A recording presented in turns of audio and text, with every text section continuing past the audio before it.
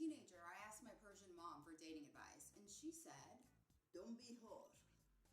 And I applied that to everything in my life. Welcome back to Don't Be Whore. Today we're talking to the author of Did I Sell My Eggs for This? Coming out on Tapas, Cat Rhinehart.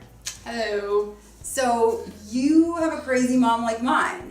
Yes, I have a crazy mom, like yours. Her name is Grace, and we just call her Grace. Like everyone, even all my siblings, there's 5 kids in my family, we all refer to her as the Grace. The Grace. The Grace. The Grace. You know she's a character when she has a preposition before her name. Yeah. What kind of dating advice did she give you?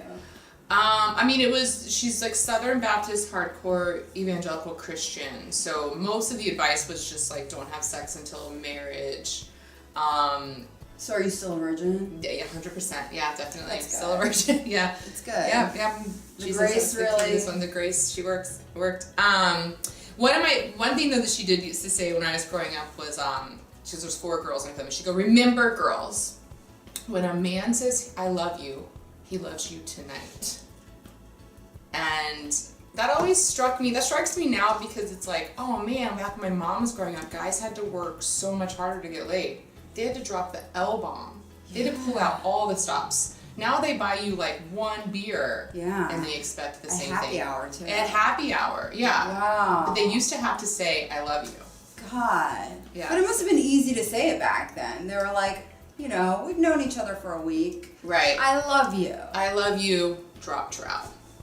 And I guess your mom may have fallen for this. I have a feeling like she did. I mean, Did she you just ask came her? up from a bitter place. Yeah. And says he loves you. He loves you tonight.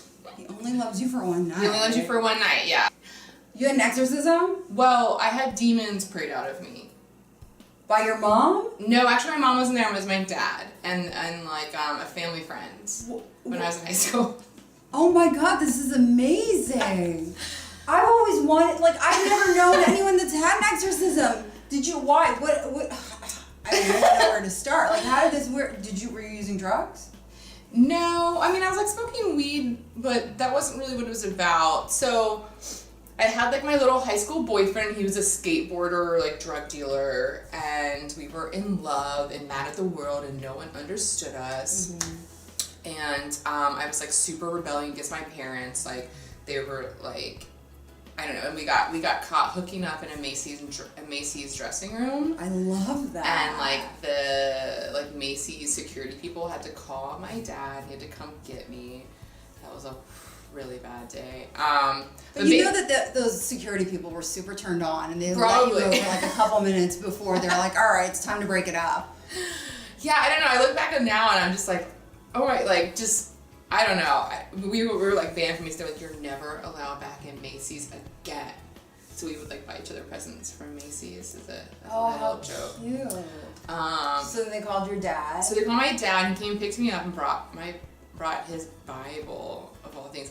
But then he took me home, and like I sat me down with my mom, and she was like, what was happening, and like, was your top off, like asking me all these details, and I was so embarrassed. And then she was like, don't tell your friends at school because they'll think like differently of you. Like that was her like main concern, was that like other people at school would find out and then like, you know, think that I'm a slut or something. I would have bragged about that at school. I would have been like, guess who got caught at Macy's? Right. I think I did, but I just like, that was where Grace went with it. Out of the gate was like, let's protect your honor, you know?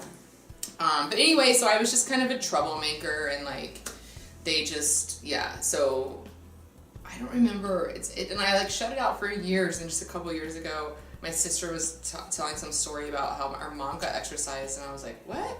And then she was like, well, this happened with Dad, and I was like, oh, they did it to me. And then I remembered it. I didn't even realize it. I had like blocked it out because it was such a weird thing. Like I just remember my dad like driving me out. In my head, in my memory, it's like this farmhouse. It was like outside. I grew up in Georgia, so in Atlanta, but it was like a little bit outside the city. And we went inside, and like we went upstairs, and they just like set me in a chair as my dad and this guy who's like Dr. Louis Gregory, which like, it took me till I was an adult to be like, why was he like, I don't think he is Dr. Gregory. I think he went to like Bible school, himself. Like like some like Bibles. He had like a doctorate in like theology, like a PhD in Jesus. A PhD in Jesus, yeah. So, and they just like very like animated this word, just like prayed demons out of me. Like they were speaking in tongues?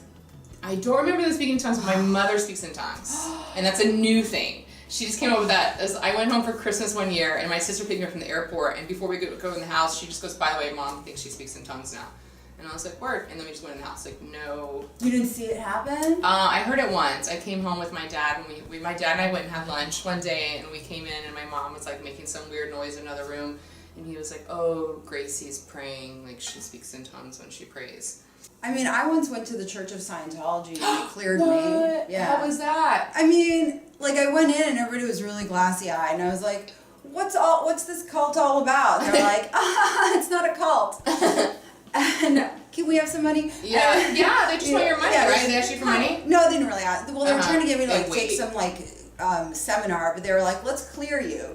So they gave me these two little cylinders, and then there was a gauge. And then they're like, squeeze the cylinders, see the gauge moving? I'm like, yeah. They're like, when was the last time you were upset? I'm like, currently. And then they're like, okay, do you see how the gauge just moved? I'm like, no. Do you feel better? I'm like, sure. Here's my ex-boyfriend's phone number. They're asking me for the phone number. I'm like, I'm not giving you mine. Thanks for watching Don't Be Horror. You can always tweet me at Iranian Mermaid or Instagram me at Ariel's Not a Mermaid. And you can find Cat at Cat Rhinehart, CATRHINEHART. And you can find her book on Tapas. It's on Tapas app, TAPAS, Bite Size Stories, and my book is called Did I Sell My Eggs for This? See you next time.